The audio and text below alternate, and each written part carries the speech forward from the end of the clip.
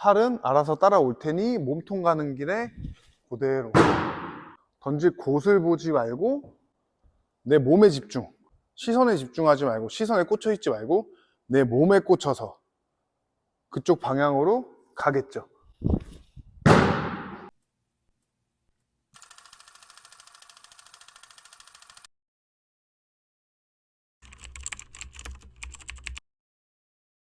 안녕하세요. 글러브 야구 레슨장 이준평 대표입니다. 오늘은 투수 수업을 진행해 볼 텐데요. 정말 많은 투수 분들이 경기를 운영하는 데 있어서 제구력 때문에 힘들어 하시는 분들이 굉장히 많아요. 이거는 선수들도 마찬가지고 실제로 프로 선수들 또한 제구력이 무너지는 건 한순간인데, 아마추어 선수분들 그리고 사회인 분들은 이 마운드에서 던지는 행위 자체가 많이 어색하고 흔들릴 수밖에 없을 거예요. 그래서 제구로 힘들어 하시는 많은 분들을 위해서 조금 도움이 될 만한 제구력에 대해서 수업을 진행해 보도록 하겠습니다. 자, 우선은 제구력에 대해서 원리부터 말씀을 드리면, 공을 던지는 이 스냅과 팔로 인한 제구가 있고 또 몸에서 나오는 제구력이 있어요. 조금 쉽게 이야기하자면 이 팔로 잡는 제구 50%와 몸으로 잡는 제구 50% 해서 이렇게 100%가 있다고 가정을 하고, 야수들 같은 경우에는 이 팔로 던지는 제구 50%도 문제 없이 공을 던질 수 있겠지만, 투수 같은 경우에는 조금 달라요. 하다못해 마운드가 이렇게 경사져 있는 부분에 있어서도 내 팔로 하는 이 행위를 자꾸 흐트러뜨리게 만들기 때문에, 적어도 투수가 안정적인 제구를 갖기 위해서는 몸으로 잡아주는 이 제구력 50%를 꼭 가져가야만 여러분들이 스트라이크를 던지는 것 뿐만 아니라 몸쪽 바깥쪽 정확한 코너워크로 공을 던질 수 있을 거예요. 그리고 또 하나, 몸이 중요한 이유가 구속이 느릴 때는 크게 문제가 되지 않아요. 근데 이제 한 120, 130부터는 여러분들이 몸의 밸런스 따로 팔의 밸런스 따로, 이 행위 자체가 팔에 과부하가 걸릴 수밖에 없어요. 쉽게 말하면 내가 정확한 포지션, 저 위치에다 던지기 위해서 팔로 행위를 하는데 내 몸이 그쪽 방향으로 가주지 않고 자꾸 삐뚤어져요. 이 삐뚤어진 걸 가지고 내가 손으로 억지로 가지고 오겠죠. 이 억지스럽게 가지고 와서 정확하게 던진 것 자체가 팔 어딘가 어느 관절에는 분명히 리스크를 안고 공을 던지는 거고, 그 공의 개수가 많을수록, 공이 빠르면 그 개수가 더 적어지겠죠. 많으면 많을수록 부상 위험도는 굉장히 높아질 수밖에 없어요. 정리해서 접근을 하자면 팔의 제구 50%, 몸의 제구 50%가 있는데, 팔은 일정함이 떨어져요. 대신 몸에서는 안정감을 많이 느낄 수 있고 일정한 쓰임을 계속 만들어낼 수 있다는 거죠. 그래서 일정한 몸에서 팔이 조금 어긋나도 큰 오차 범위가 없을 텐데, 반대로 몸이 어긋나는 환경에서 자꾸 손으로 갖고 와서 일정한 곳을 던진다는 것 자체가 제구력이 좋은 선수와 좋지 못한 선수가 이렇게 나눠진다라고 생각하시면 좋을 것 같아요. 자, 앞서서 설명을 조금 드렸고, 그럼 이번엔 제구력이 좋은 선수들의 특징에 대해서 한번 말씀을 드려볼게요.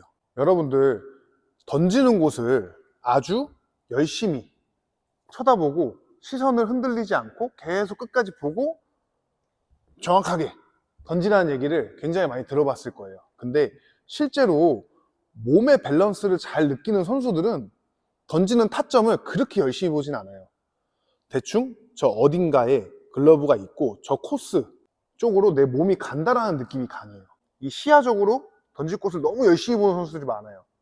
그러면 이 던지는 곳에 목표물에 꽂혀서 내 신체 밸런스를 느끼지를 못하는 경우가 굉장히 많죠. 반대로 오히려 던지는 곳을 잘 안 보는 선수들도 많아요. 보고 있다가 던질 때 되면 딴 데 보고 다시 보고, 혹은 열심히 보고 있다가도 살짝 다른 곳을 봐주다가 다시 몸이 가는 방향에 시선을 잡아주고, 이런 경우들이 굉장히 많은데, 이런 선수들을 보면 평상시에 내가 스트라이크 몸쪽이든 바깥쪽이든 이 형성하는 쪽으로 내 몸이 가려고 하는 느낌이 강하죠.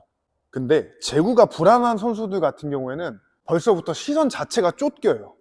내가 던지는 곳에 꼭 던져야 되고 눈에도 막 힘이 많이 들어가고 자꾸 신체 밸런스를 느끼지 못하고 팔하고 시선만 자꾸 정확하게 던지려고, 이런 행위가 나와요. 그러다 보면 몸보다 손이 앞서는 상황이 발생을 할 수밖에 없어요. 이렇게 생각해 보시면 좋을 것 같아요.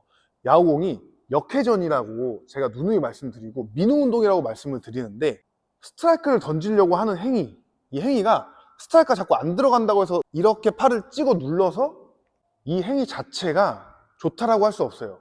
여러분들이 농구를 하는데 저 링에 정확하게 안 들어간다고 해서 저 링에 정확하게 넣으려고 손으로 하는지, 아니면 자꾸 몸으로, 몸의 느낌을 느껴서 자꾸 동반해서 쏴주는지, 이런 부분들만 잘 생각해 봐도 제구를 잡는 원리 또한 내가 스트라이크를 던지려고 팔로 가는 느낌이 아니고 3점 슛을 정확하게 넣어주려고 몸이 가듯이 내 신체의 느낌 자체가 자꾸 정확하게 저쪽으로 가줘야 돼요. 완벽한 제구를 갖고 싶다면 몸의 흐름을 결국엔 느껴야 돼요. 그게 원리예요. 몸의 50%를 사용하고 나머지 팔의 50% 사용. 여러분들이 공을 던지지 않는 상태에서도 내가 섀도우를 하면 벌써 스트라이크가 들어갔다는 느낌과 들어가지 않았다는 느낌이 있어요. 자, 섀도우를 했을 경우 방금은 저는 이 왼쪽 바깥쪽이죠. 바깥쪽 라인으로 공이 좀 흘러갔어요. 왼쪽이 빨리 열리면서 벌어지고. 다시.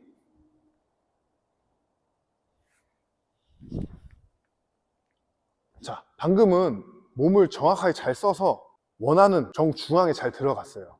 몸의 밸런스를 느끼는 선수들은 이 훈련 자체가 도움이 될 것이고, 팔로만 던지는 사람들은 이 그냥 빈 스윙으로 저기 던진다는 것 자체가 여기서 이 손에 대한 느낌밖에 없을 거예요. 자꾸 몸을 먼저 간 길을 팔이 따라온다.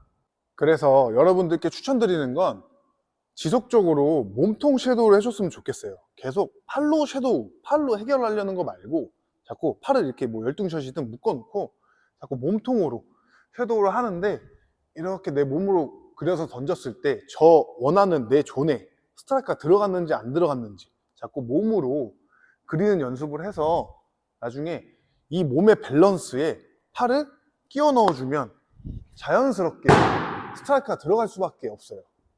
그래서 이 몸통 섀도우를 하다 보면 여러분들이 아까 말씀드린 것처럼 계속 저기를 응시하게 되는지, 아니면 자꾸 내 몸에 집중해서 저기를 보는지, 이런 것들을 체크하시면 많은 도움이 분명히 되실 거예요.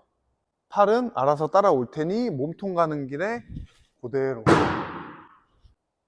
가는 길에 얹어서. 자, 4개 연속으로 던져볼게요. 몸통 가는 길에 흘러오게, 몸통 가는 길에 흘러오게, 몸통 흘러오고, 몸통 다음에 팔.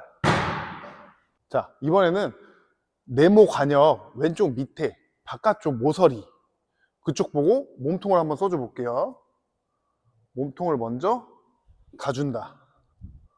몸통 다음에 팔. 자, 이번에는 몸쪽 낮은 공 관역 모서리 몸쪽으로 몸통이 가준다.